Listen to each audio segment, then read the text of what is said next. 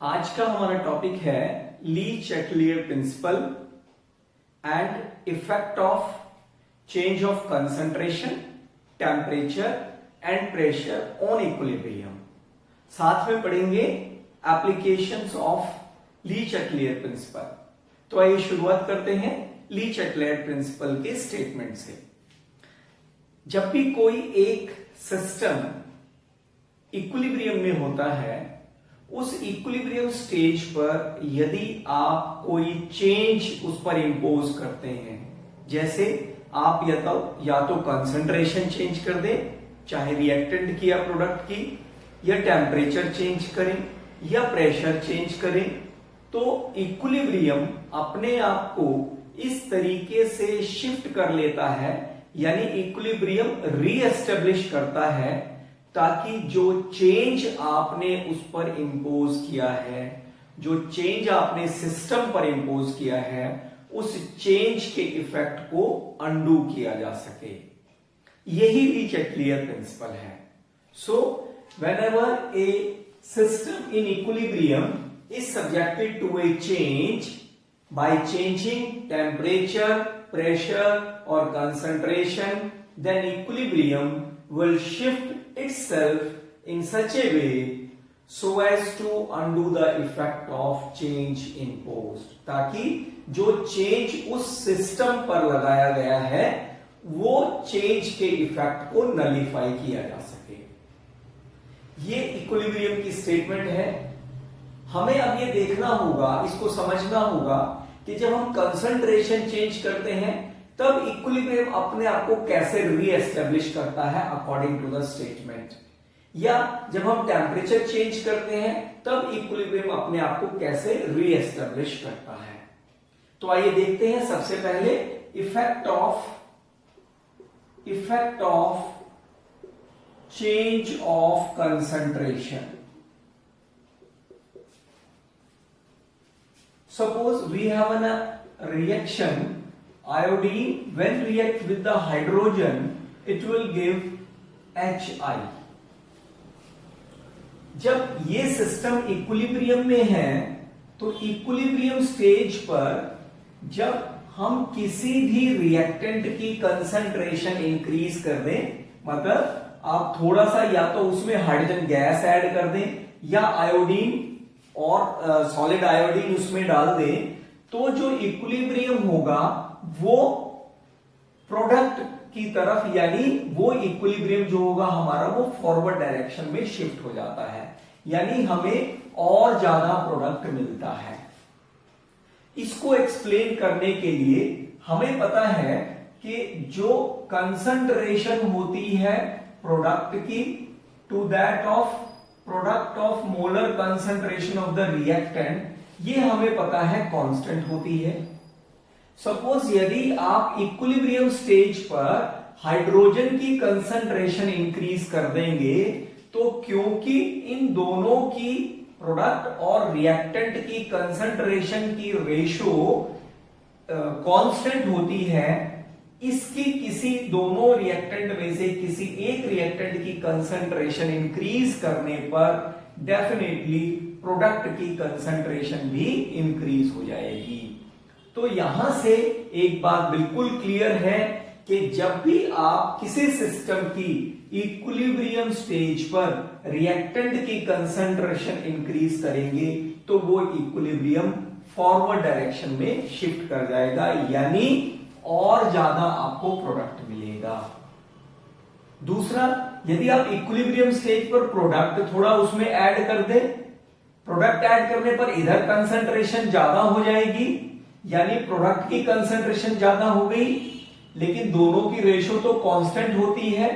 ये जब ज्यादा हो गई तो ये दोनों की रेशो सेम कैसे होगी, कांस्टेंट कैसे होगी, हाइड्रोजन और आयोडीन और ज्यादा मिलेगा। वो कैसे मिलेगा, जब इक्विलिब्रियम बैकवर्ड डायरेक्शन में शिफ्ट करेगा तभी आपको हाइड्रोजन और आयोडीन मिलना शुरू हो जाएगा, यानी प्रोडक्ट की कंसंट्रेशन इंक्रीज करने पर जो इक्विलिब्रियम है वो बैकवर्ड डायरेक्शन में शिफ्ट करेगा। इसको समझने के लिए हम एक ग्राफ की हेल्प भी ले सकते हैं। सपोज हम कंसंट्रेशन और टाइम में ग्राफ प्लॉट करते हैं। हमें पता है ये तीनों रिएक्टेंट और प्रोडक्ट इक्विलिब्रियम स्टेज पर जब हैं तो इनकी जो कंसंट्रेशन है वो कांस्टेंट है। सपोज ये हाइड्रोजन की कंसंट्रेशन को रिप्रेजेंट कर रहा है, ये आयोडीन की कंसंट्रेशन को रिप्रेजेंट कर रहा है, और ये HI की कंसंट्रेशन को रिप्रेजेंट कर रहा है। ये कौन सी स्टेज है? जब सिस्टम इक्विलिब्रियम में है। लेकिन आपने क्या किया, इक्विलिब्रियम स्टेज पर हाइड्रोजन की कंसंट्रेशन को इंक्रीज कर दिया। ये आपने हाइड्रोजन की कंसंट्रेशन को इंक्रीज कर दिया। जब हाइड्रोजन की कंसंट्रेशन को इंक्रीज किया तो क्या होता है, तो क्या होगा, हाइड्रोजन की कंसंट्रेशन धीरे धीरे डिक्रीज होनी शुरू हो जाएगी और एक स्टेज ऐसी आएगी अगेन इसकी कंसंट्रेशन कांस्टेंट हो जाएगी, यानी ये दोबारा इसकी कंसंट्रेशन इक्विलिब्रियम स्टेज पर आ जाएगी। इसी तरीके से जो आयोडीन है वो क्या करेगी, जो आपने हाइड्रोजन एक्स्ट्रा डाला था उसके साथ रिएक्ट करेगी, यानी आयोडीन की कंसंट्रेशन भी धीरे धीरे डिक्रीज करेगी and finally again it attain the equilibrium, यानी कंसंट्रेशन कांस्टेंट हो जाएगी। लेकिन जो HI की कंसंट्रेशन थी, यानी जो प्रोडक्ट था, वो आपको ज्यादा मिलेगा, धीरे धीरे इसकी कंसंट्रेशन बढ़नी शुरू हो जाएगी and again it becomes constant, यानी जो सिस्टम था वो दोबारा इक्विलिब्रियम अटेन कर लेता है, अटेनमेंट ऑफ इक्विलिब्रियम। तो इस तरीके से इस ग्राफ की हेल्प से भी हम बिल्कुल क्लियरली एक्सप्लेन कर सकते हैं कि जब आप किसी भी स्टेज पर, इक्विलिब्रियम स्टेज पर, किसी एक प्रोसेस में या किसी एक रिएक्शन की रिएक्टेंट की कंसंट्रेशन इंक्रीज करेंगे तो डेफिनेटली जो प्रोडक्ट होगा उसकी कंसंट्रेशन बढ़ जाएगी, यानी जो इक्विलिब्रियम होगा वो फॉरवर्ड डायरेक्शन में शिफ्ट कर जाएगा। इसको हम एक्सपेरिमेंट की हेल्प से भी समझ सकते हैं। सपोज आपके पास कोई एक फेरिक नाइट्रेट सॉल्ट है जो पेल येलो कलर का होता है। इसमें यदि आप पोटेशियम सल्फोसाइनाइड या पोटेशियम थायोसाइनाइड भी जिसको कहते हैं, जो कलरलेस होता है, जब इसके साथ ये रिएक्शन करता है तो आपको फेरिक सल्फोसाइनाइड मिलता है और ये रेडिश ब्राउन कलर का होता है, रेडिश ब्राउन कलर। बहुत जल्दी से ये इक्विलिब्रियम एस्टेब्लिश हो जाता है।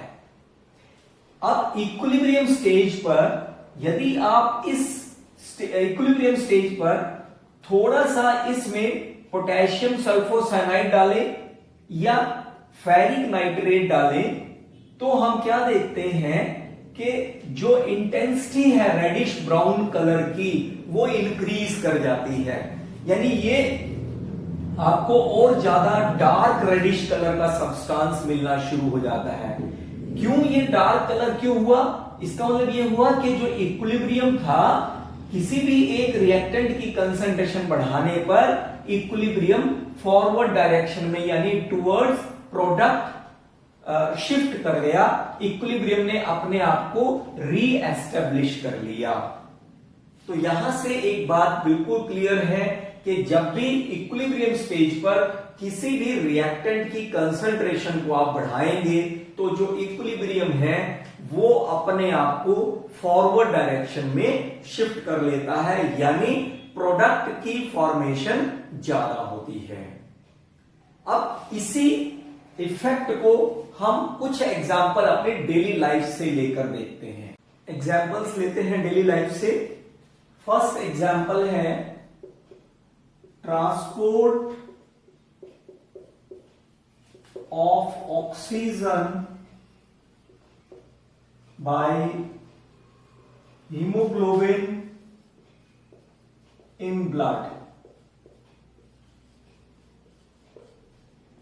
हमें पता है जो ब्लड में हीमोग्लोबिन होता है ये ऑक्सीजन के साथ कंबाइन करके ऑक्सी हीमोग्लोबिन बनाता है and oxy haemoglobin is in equilibrium with the oxygen. Lungs में क्योंकि ऑक्सीजन का प्रेशर बहुत ज्यादा होता है, जब हम ऑक्सीजन को इनहेल करते हैं, इनटेक करते हैं, तो उसकी वजह से ऑक्सीजन का प्रेशर ज्यादा होता है। जब इधर पार्शियल प्रेशर ज्यादा है तो इक्विलिब्रियम किधर शिफ्ट करेगा? फॉरवर्ड में, यानी आपको बहुत ज्यादा ऑक्सी हीमोग्लोबिन मिलेगा। इसी ऑक्सी हीमोग्लोबिन को फिर लंग्स हमारे पूरे बॉडी टिश्यूज में इसको पंप कर देते हैं, पूरे बॉडी पार्ट्स के लिए पंप अप कर देते हैं। वहां पर क्या होता है, ऑक्सीजन का पार्शियल प्रेशर कम हो जाता है, जिसकी वजह से जो इक्विलिब्रियम है वो वापस बैकवर्ड डायरेक्शन में शिफ्ट करता है, यानी ऑक्सीजन हीमोग्लोबिन से अलग हो जाती है। फिर ये ऑक्सीजन यूज अप कर ली जाती है टिश्यूज के द्वारा और कार्बन डाइऑक्साइड को छोड़ दिया जाता है। फिर इस कार्बन डाइऑक्साइड को बाहर कैसे निकाला जाता है? ये कार्बन डाइऑक्साइड ब्लड में डिसॉल्व हो जाती है। क्यों डिसॉल्व हो जाती है? क्योंकि partial pressure of carbon dioxide tissues में बहुत ज्यादा होता है and it will form carbonic acid. जब डिसॉल्व होने के बाद ये वापस पंप कर दी जाती है, कहां पर? हार्ट में, और हार्ट से फिर लंग्स में। लंग्स में क्योंकि कार्बन डाइऑक्साइड का प्रेशर बहुत कम होता है, ऑक्सीजन का ज्यादा होता है, इसलिए इक्विलिब्रियम वापस बैकवर्ड डायरेक्शन में शिफ्ट करेगा और कार्बन डाइऑक्साइड ब्लड से अलग हो जाती है। और यही कार्बन डाइऑक्साइड इसको फिर एक्सेल्ड आउट कर दिया जाता है, यानी लंग से बाहर निकाल दिया जाता है। तो इस तरीके से ऑक्सीजन के इनटेक में और कार्बन डाइऑक्साइड के रिमूवल में जो ली-चैटलायर प्रिंसिपल है ये इफेक्टिव होता है। इसी तरह से हम एक और एग्जांपल लेंगे, एक और एग्जांपल ले लेते हैं, tooth decay by the sweets. हम जब खाना खाते हैं और यदि प्रॉपरली ब्रश ना करें तो क्या होता है? दांतों में कैविटी बन जाती है। वो कैविटी क्यों बनती है? That can also be explain on the basis of Le Chatelier principle. Actual में जो हमारे व्हाइट्स ऑफ द टीथ होते हैं, व्हाइट एनामल जो हमें बाहर से दिखता है दांत का, वो कैल्शियम हाइड्रोक्सी एपेटाइट का बना होता है। कैल्शियम हाइड्रोक्सी एपेटाइट, और इसका फॉर्मूला होता है Ca5PO4 3OH। एक्चुअल में ये जो कैल्शियम हाइड्रोक्सी एपेटाइट होता है, it is in equilibrium with calcium ion, phosphate ion and hydroxide ion. Calcium ion 5, phosphate ion 3 and hydroxide ion is 1। Calcium hydroxy apatite का इसके आयंस में ब्रेकअप होना, this is called demineralisation. और इसके ion से दोबारा कैल्शियम हाइड्रोक्सी एपेटाइट का बनना, this is called as the remineralization. मुंह के अंदर ये इक्विलिब्रियम में होता है सिस्टम, लेकिन यदि हम प्रॉपरली ब्रश ना करें तो जो स्वीट सब्सटेंसेस होते हैं वो टीथ पर उसकी फर्मेंटेशन होनी शुरू हो जाती है। अब फर्मेंटेशन से क्या होगा? जो H आयन मिलेंगे, एसिड मिलेगा, एसिड यानी H आयन मिलेंगे, वो H आयन क्या करेंगे?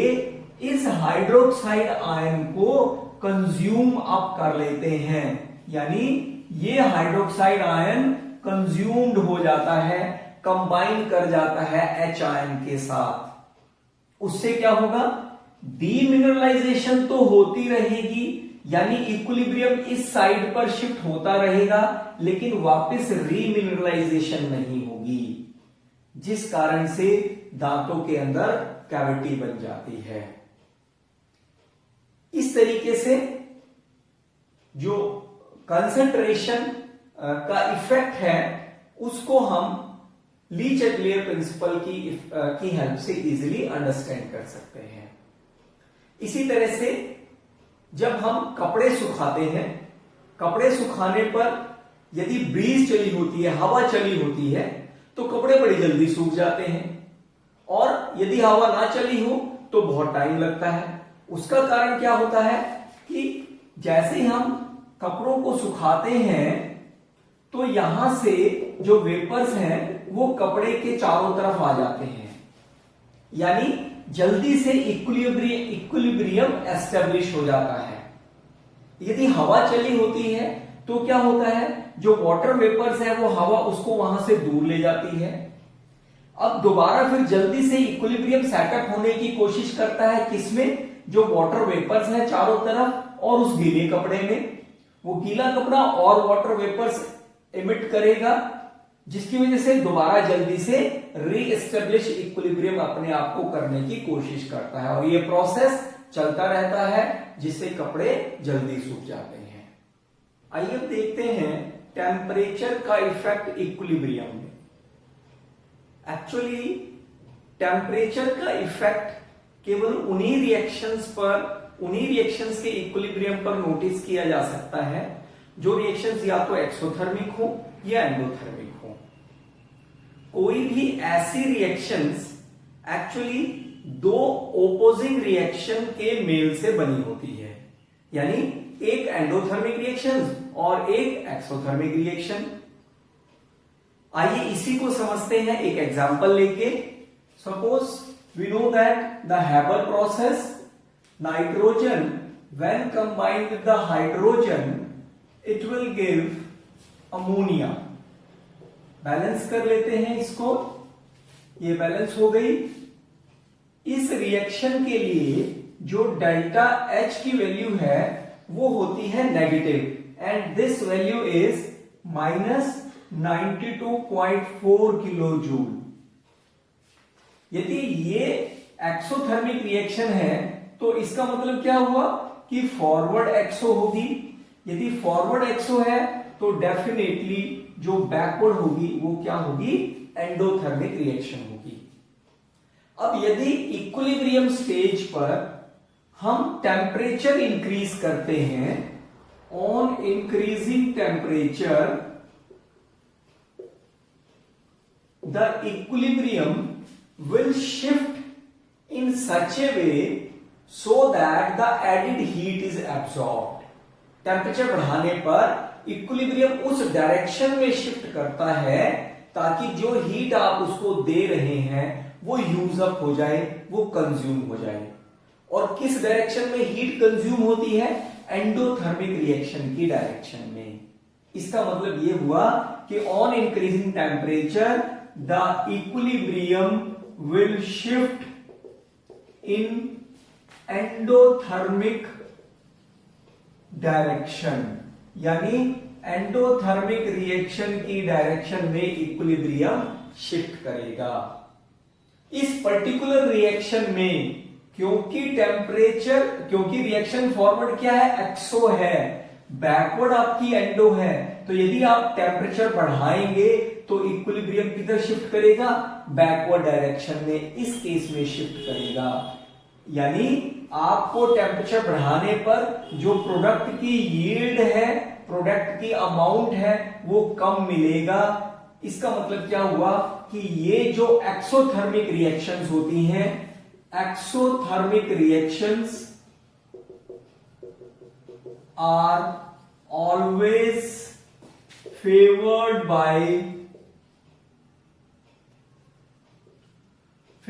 बाय लो टेम्परेचर, यानी कम टेम्परेचर पर ही ज्यादातर जो एक्सोथर्मिक रिएक्शंस होती हैं वो कम टेम्परेचर पर होती हैं। एक एग्जांपल और लेते हैं। हमें पता है नाइट्रोजन डाइऑक्साइड जो रेडिश ब्राउन कलर का होता है, हाई टेम्परेचर पर मोर देन 25 डिग्री सेल्सियस, ये इक्विलिब्रियम में होता है नाइट्रोजन टेट्राऑक्साइड के डाइमराइज कर जाता है नाइट्रोजन डाइऑक्साइड, और ये कलरलेस होता है। लेकिन ये आपको 0 डिग्री सेल्सियस के आसपास कलरलेस मिलता है। यानी यदि आप हाई टेम्परेचर पर रखेंगे टेस्ट ट्यूब के अंदर नाइट्रोजन डाइऑक्साइड, तो वो टेस्ट ट्यूब पूरी आपकी रेडिश ब्राउन कलर की नजर आएगी। लेकिन यदि आप उसको आइस कोल्ड वाटर में रख देंगे तो इक्विलिब्रियम किधर शिफ्ट कर जाएगा, इधर, तो आपको पूरा सब्सटेंस जो टेस्ट ट्यूब है वो कलरलेस हो जाएगी। क्यों? क्योंकि पूरा का पूरा सब्सटेंस N2O4 में मिल गया, N2O4 यानी नाइट्रोजन टेट्राऑक्साइड में कन्वर्ट हो गया।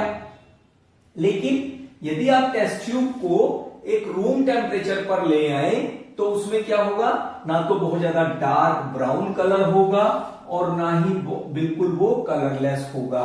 क्यों? क्योंकि दोनों में एक इक्विलिब्रियम सेटअप हो जाता है। एक्चुअल में ये जो रिएक्शन है ये एक्सोथर्मिक रिएक्शन है, जिसकी जो डेल्टा एच की जो वैल्यू है वो -57 किलो जूल है। यदि फॉरवर्ड एक्सो है तो इसका मतलब बैकवर्ड एंडो होगा। यानी यदि टेम्परेचर कम होगा तो आपको कलरलेस सब्सटेंस ज्यादा मिलेगा, लेकिन जब आप टेम्परेचर बढ़ाएंगे तो इक्विलिब्रियम किधर शिफ्ट कर जाएगा, बैकवर्ड डायरेक्शन में। यानी आपको ज्यादा रेडिश ब्राउन कलर का जो सब्सटेंस है, जो टेस्ट ट्यूब के अंदर मटेरियल है, वो ज्यादा रेडिश ब्राउन कलर का मिलेगा।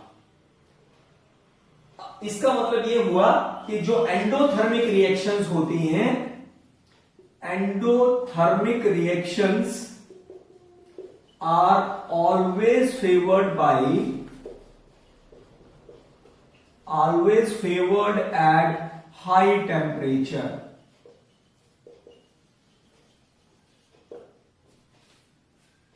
सो यहां से ये कंक्लूजन निकलता है कि टेम्परेचर बढ़ाने पर इक्विलिब्रियम एंडोथर्मिक रिएक्शन की डायरेक्शन में शिफ्ट करता है, और यदि आप टेम्परेचर कम करते हैं तो इक्विलिब्रियम एक्सोथर्मिक रिएक्शन की डायरेक्शन में शिफ्ट करता है।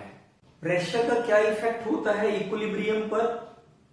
पहली बात तो प्रेशर का इफेक्ट केवल उन्हीं रिएक्शंस पर देखने को मिलेगा जिन रिएक्शंस में रिएक्टेंट और प्रोडक्ट आपके गैसियस स्टेट में होते हैं। आइए इसको समझने के लिए एक एग्जांपल लेते हैं हैबर प्रोसेस से ही। Nitrogen when combined with hydrogen it will give ammonia. Balance कर लेते हैं, and delta H is negative 92.4 kilo joule. जब हम प्रेशर को इंक्रीज करते हैं तो इक्विलिब्रियम डिक्रीज करता है in the direction where the pressure is decreased और less number of moles are there. On increasing pressure,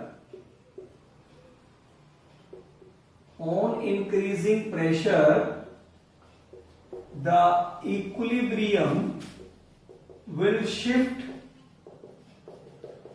in a direction in which there are less number of moles. Pressure increase करने पर equilibrium उस direction में shift करता है जिधर pressure कम होता है, और प्रेशर कम किधर होगा, जिधर लेस नंबर ऑफ मोल्स होंगे। इसका मतलब प्रेशर इंक्रीज करने पर equilibrium less number of moles वाले डायरेक्शन में शिफ्ट कर जाता है। अब यहां पर यदि हम इस पर्टिकुलर रिएक्शन का केस ले, यहां पर रिएक्टेंट साइड पर 1 मोल है नाइट्रोजन का, 3 मोल है हाइड्रोजन के, तो टोटल मोल हो गए 4, और प्रोडक्ट साइड पर टोटल मोल है कितने, 2। इसका मतलब लेस मोल किधर है, प्रोडक्ट साइड पर है, तो इस पर्टिकुलर रिएक्शन में इक्विलिब्रियम फॉरवर्ड डायरेक्शन में शिफ्ट कर जाएगा, यानी प्रेशर बढ़ाने पर आपको और ज्यादा प्रोडक्ट मिलेंगे, यानी high pressure will favour the formation of this ammonia. इसी तरीके से यदि हम वॉल्यूम का इफेक्ट देखें, effect of change in volume, हमें पता है कि pressure is inversely to the volume, so इसलिए the effect of decrease in volume is same as the effect of increase in pressure। इसका मतलब ये हुआ कि किसी भी एक रिएक्शन में जो इफेक्ट इंक्रीज इन प्रेशर का होता है वही इफेक्ट वॉल्यूम के डिक्रीज करने का भी होगा, यानी on decreasing volume the equilibrium will shift in a direction in which there are less number of moles, जिसमें कम नंबर ऑफ मोल्स होंगे, क्योंकि कम नंबर ऑफ मोल्स का भी effect come number of moles को भी किधर शिफ्ट करता है, जब आप प्रेशर इंक्रीज करते हैं तो वही इफेक्ट वॉल्यूम के डिक्रीज करने से भी होगा। ली-चेक्लेयर प्रिंसिपल की कुछ एप्लीकेशंस देखते हैं। फर्स्ट एप्लीकेशन है formation of ammonia, formation of ammonia by the Haber process, by the Haber process। हमें पता है कि जो अमोनिया की फॉर्मेशन है वो होती है nitrogen when react with the hydrogen it will give ammonia in which the delta H is minus 92.4 kilojoule. ये हैबर प्रोसेस है। कई बार क्वेश्चन पूछ लिया जाता है state the conditions under which the better yield of ammonia is formed, यानी वो हमने कंडीशंस बतानी है जिन कंडीशंस में हमें अमोनिया की ज्यादा यील्ड मिले, बेटर यील्ड मिले। सो सबसे पहले यदि हम कंसंट्रेशन की बात करें, हमने पढ़ा था कि यदि हम इक्विलिब्रियम स्टेज पर जब नाइट्रोजन या हाइड्रोजन यानी किसी भी रिएक्टेंट की कंसंट्रेशन को इंक्रीज कर देंगे तो इक्विलिब्रियम फॉरवर्ड डायरेक्शन में शिफ्ट कर जाएगा, यानी मोर अमोनिया इज फॉर्म। सो पहली कंडीशन क्या आ गई, high concentration of nitrogen and hydrogen. यदि हम टेम्परेचर के इफेक्ट को देखें, हमें पता है कि डेल्टा H इस रिएक्शन का माइनस है, तो इसका मतलब फॉरवर्ड रिएक्शन क्या है, एक्सो है, तो बैकवर्ड एंडो होगी, यानी टेम्परेचर बढ़ाने पर इक्विलिब्रियम बैकवर्ड डायरेक्शन में शिफ्ट करेगा, यानी लेस प्रोडक्ट इज फॉर्म्ड, क्योंकि प्रोडक्ट टूट के रिएक्टेंट में कन्वर्ट होना शुरू हो जाएगा तो आपको प्रोडक्ट कम मिलेगा। So that is why the low temperature will favour the formation of ammonia, और ये लगभग 750 केल्विन टेम्परेचर पर रिएक्शन होती है। यदि हम प्रेशर के इफेक्ट को देखें, so on increasing pressure the equilibrium will shift in which less number of moles are form. अब यहां पर 4 मोल है रिएक्टेंट के, इधर 2 मोल है प्रोडक्ट के, 1 and 3 4 मोल है रिएक्टेंट के और 2 मोल है प्रोडक्ट के, तो इसका मतलब क्या हुआ, high pressure will favour the formation of ammonia. तो इस तरीके से हमें ये एक्सप्लेन करना होता है। एक और एग्जाम्पल देखते हैं।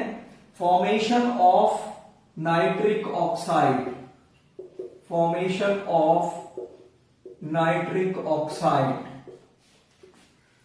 नाइट्रिक ऑक्साइड की फॉर्मेशन होती है nitrogen oxygen combine to form the nitric oxide. ये इस रिएक्शन के लिए जो डेल्टा H की वैल्यू होती है वो होती है प्लस 180.7 किलो जूल, यानी डेल्टा H पॉजिटिव है तो इसका मतलब फॉरवर्ड क्या है, एंडोथर्मिक रिएक्शन है, और बैकवर्ड फिर क्या हो जाएगी, एक्सोथर्मिक हो जाएगी। सो किन कंडीशन में आपको बैटरी यील्ड मिलेगी, सबसे पहली बिल्कुल अभी हमने एक्सप्लेन किया, high concentration of reactants. Second, यदि हम टेम्परेचर का इफेक्ट देखें तो टेम्परेचर बढ़ाने पर इक्विलिब्रियम एंडोथर्मिक रिएक्शन की डायरेक्शन में जाता है, और यहां एंडोथर्मिक रिएक्शन की डायरेक्शन कौन सी है, फॉरवर्ड है। तो इसका मतलब high temperature will favour the formation of nitric oxide, और लगभग ये जो रिएक्शन कैरी करती है ये 2773 केल्विन के आसपास कैरी करती है। प्रेशर का इफेक्ट देखें, इधर टोटल मोल्स कितने हैं 2, इधर टोटल मोल्स कितने हैं 2। ये तो रिएक्टेंट और प्रोडक्ट दोनों साइड पर नंबर ऑफ मोल्स इक्वल हो गए, इसका मतलब क्या हुआ, there is no effect of pressure, pressure का नाइट्रिक ऑक्साइड की फॉर्मेशन में कोई रोल नहीं है। यदि हम एक एग्जांपल और लेके चलते हैं, contact process, formation of sulphur trioxide.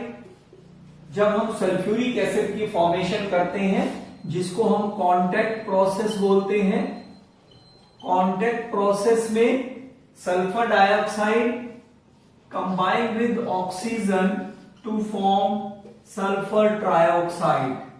Balance कर लेते हैं इसको, ये हो गई 2 हो जाएगी यहां पर, और यहां पर यदि हम 2 करें तो ये इक्वल हो जाएगा 4 और ये 6 हो जाएगा।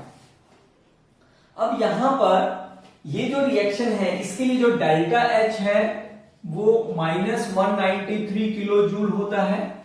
तो again high concentration of sulphur dioxide and oxygen will favour the formation of sulphur trioxide.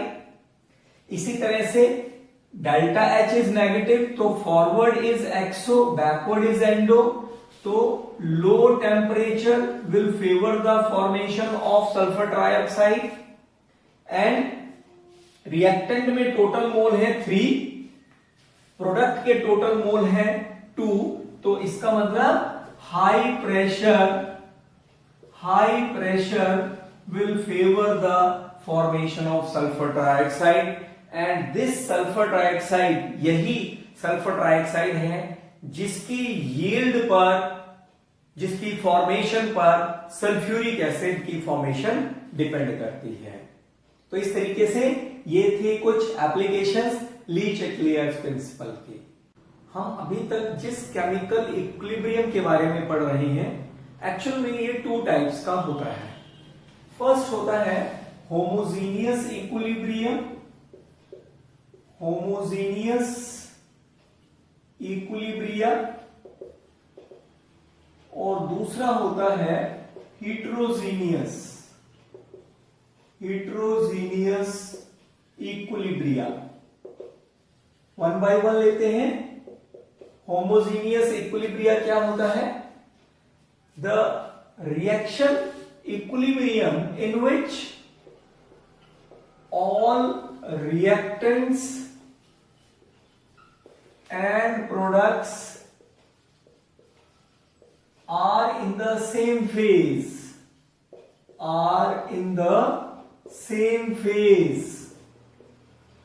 Same phase का मतलब या तो सभी लिक्विड्स होंगे या सभी रिएक्टेंट और प्रोडक्ट्स गैसेस होंगी। इस टाइप से यदि सभी रिएक्टेंट और प्रोडक्ट्स एक ही फेज में होते हैं तब उन रिएक्शंस में जो इक्विलिब्रियम एस्टेब्लिश होता है उसको हम क्या कहेंगे, होमोजीनियस इक्विलिब्रियम। एक्चुअल में ये नाम से भी बिल्कुल क्लियर है, होमो का मतलब होता है सेम। यहां से भी आप ध्यान रख सकते हैं यदि सभी रिएक्टेंट और प्रोडक्ट्स एक सेम फेज में होंगे। फॉर एग्जाम्पल यदि हम गैसियस फेज की बात करें तो एग्जाम्पल हम ले सकते हैं हैबर प्रोसेस का। यहां पर लिख देते हैं नाइट्रोजन गैस है, hydrogen again it is gas and it will give ammonia which is also a gas. इसी तरह से लिक्विड का यदि हम एग्जाम्पल लें, इथेनोइक एसिड लिक्विड है, जब ये अल्कोहल के साथ इथेनॉल के साथ जो लिक्विड होता है के साथ कंबाइन करते हैं तो it will form an ester, वो भी लिक्विड होता है, और साथ में वाटर मिलता है, वो भी लिक्विड होता है। यदि अब हम इन रिएक्शंस के इक्विलिब्रियम कांस्टेंट की वैल्यू लिखें तो वो कैसे लिखेंगे? देखिए इक्विलिब्रियम कांस्टेंट यदि हम इस रिएक्शन का लिखेंगे तो according to law of chemical equilibrium the product of molar concentration of product to that of product of molar concentration of reactant, this is what we called as a law of chemical equilibrium. यहां से हम क्या करेंगे, इनके stoichiometric coefficient की power से raise कर देंगे। लेकिन हमारे पास दो इक्विलिब्रियम कांस्टेंट हमने एक्सप्लेन किए थे, एक केसी और एक केपी। यदि केसी ये कंसंट्रेशन मोल पर लीटर में है तब तो केसी रिप्रेजेंट किया जाएगा, लेकिन ये क्या है सभी गैसेस के केस में है तो यहां पर फिर केपी क्या हो जाएगा, partial pressure of ammonia raise to the power 2, partial pressure of hydrogen raise to the power 3 and into partial pressure of nitrogen. तो इसी तरीके से हम यहां पर इसका केसी लिख सकते हैं। इस रिएक्शन के लिए क्या हो जाएगा, product of molar concentration of the products to that of product of molar concentration of the reactants. यदि हम और एग्जांपल लें, suppose nitrogen dioxide converted into nitrogen tetroxide, तो यहां पर ये भी गैस है और ये भी गैस है। यदि इसके लिए हम Kc लिखेंगे तो क्या होगा, N2O4 molar concentration divided by molar concentration of NO2 का स्क्वायर। लेकिन गैसेस है तो Kp क्या हो जाएगा, partial pressure of N2O4 divided by the partial pressure of NO2 square. इसी तरह से अब हम डिस्कस करेंगे सेकेंड टाइप का equilibrium, that is heterogeneous equilibrium. Second type का केमिकल इक्विलिब्रियम है हेटेरोजीनियस इक्विलिब्रियम। नाम से ही क्लियर है, हेटेरो जिसका मतलब होता है डिफरेंट, यानी द इक्विलिब्रियम रिएक्शंस इन विच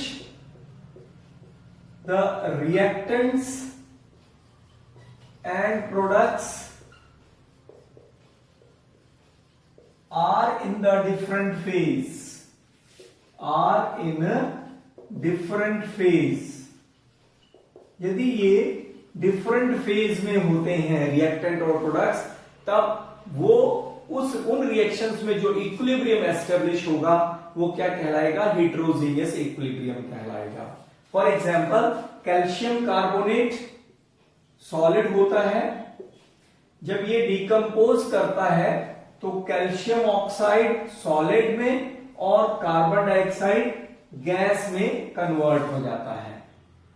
यहां पर जो इक्विलिब्रियम कांस्टेंट है वो होगा molar concentration of calcium oxide into molar concentration of carbon dioxide divided by molar concentration of calcium carbonate. लेकिन जो मोलर कंसंट्रेशन होती है प्योर सॉलिड सब्सटेंस की और जो प्योर लिक्विड सब्सटेंस यानी एक्सेस में जो लिक्विड्स होते हैं जैसे वाटर, जिसको हम एज ए सॉल्वेंट यूज कर रहे होते हैं, तो उनकी मोलर कंसंट्रेशन को हम हमेशा 1 लेते हैं। तो इसलिए इसकी जो Kc है वो क्या आ जाएगी, ये दोनों कांस्टेंट हो जाएंगे। इसलिए मोलर कंसंट्रेशन Kc क्या आ जाएगी, molar concentration of carbon dioxide, लेकिन ये तो गैस है जिसको हम रिप्रेजेंट करेंगे Kp में, यानी partial pressure of carbon dioxide. इसी तरह से एक एग्जांपल और देखते हैं। जब आयरन को आप स्टीम के साथ ट्रीट करते हैं then it will form iron oxide. इसको बैलेंस कर लेते हैं, ये 4 हो गया, एंड साथ में with the evolution of hydrogen gas. यहां पर जो इक्विलिब्रियम कांस्टेंट है K, वो क्या हो जाएगा, Fe3O4 जो सॉलिड होता है into molar concentration of hydrogen raise to the power equal to the stoichiometric coefficient divided by iron and water raise to the power equal to their stoichiometric coefficient. अब यहां पर जो आयरन है और Fe3O4 है, ये प्योर सॉलिड स्टेट में है, तो इनकी मोलर कंसंट्रेशन 1 होगी, इसलिए जो Kc है वो क्या हो जाएगा, hydrogen power 4 divided by water power 4। लेकिन क्योंकि दोनों गैसियस फेज में है, इसलिए Kp की फॉर्म में हम लिखेंगे partial pressure of hydrogen divided by the partial pressure of water, that is steam.